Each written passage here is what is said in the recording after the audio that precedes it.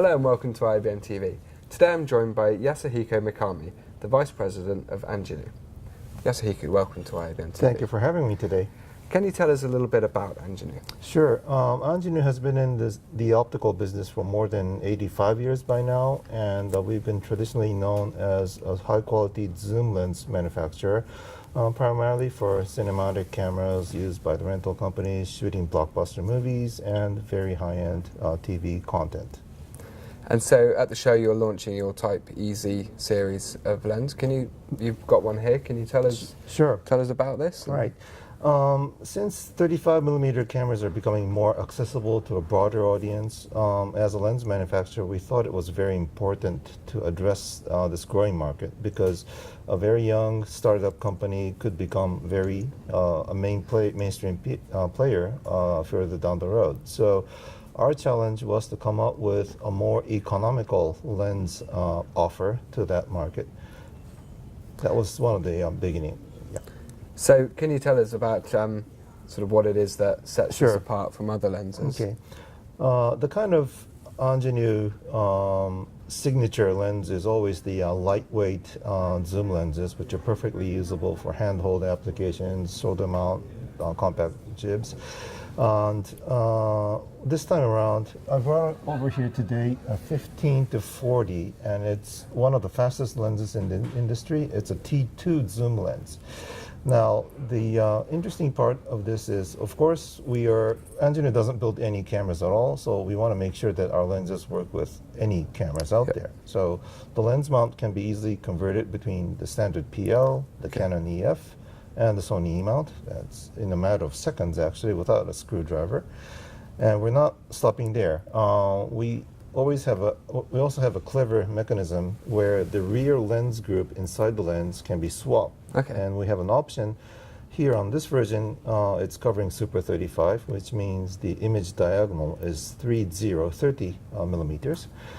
However, there's another one which has a larger imager circle up to 46 millimeter. So what that does is it covers the traditional full-frame DSLR, the Leica format, the 36 by 24, and of course other non-standard, wider, larger imaging sizes coming from cameras from like the Reds and the Aries. So the whole idea is, once you get hold of this lens, you can swap lens mounts, you can easily change the image circle size so that you're perfectly future-proof for the years to come.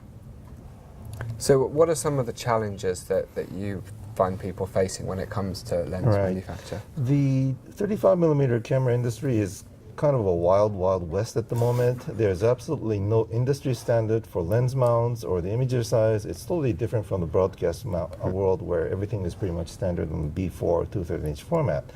So it's a nightmare actually for the end users, because every camera has a different sensor size. Even the same camera, you can change the size of the imaging circle depending on the menu setup. So it becomes a very complicated task.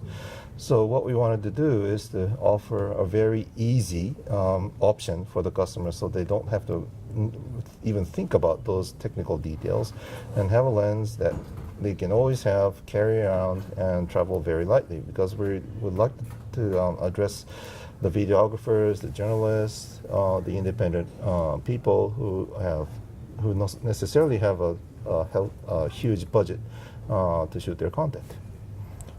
So it's a very lightweight product, you said. Obviously it must be difficult to be able to have that amount of lenses and the amount of functionality whilst still keeping it as light as possible. So is that one of your key things to make it lightweight? One of the key difficulties in this lens project was to keep a good balance between the image quality when the lens is configured in Super 35 or in full-size VistaVision. So I think our optical engineers in France had to go through several hundreds of different optical formulas to pick up the right one.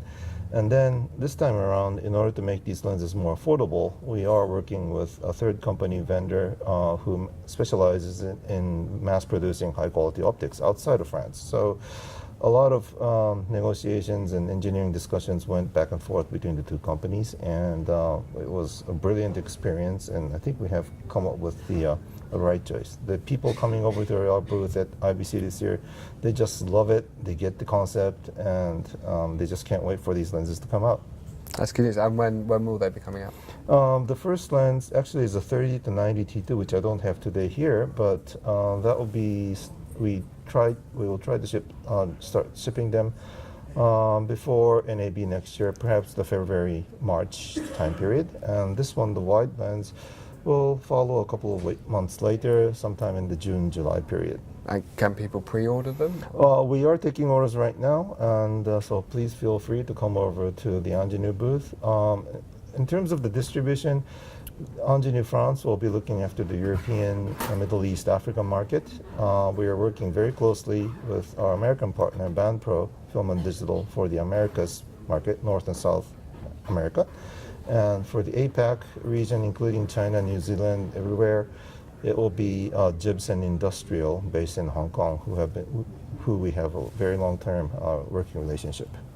Okay, Yasuhiko, thank you very much for your time. Thank you very much. So, make sure you get your order in soon. You can find out more by simply searching for Angenieux.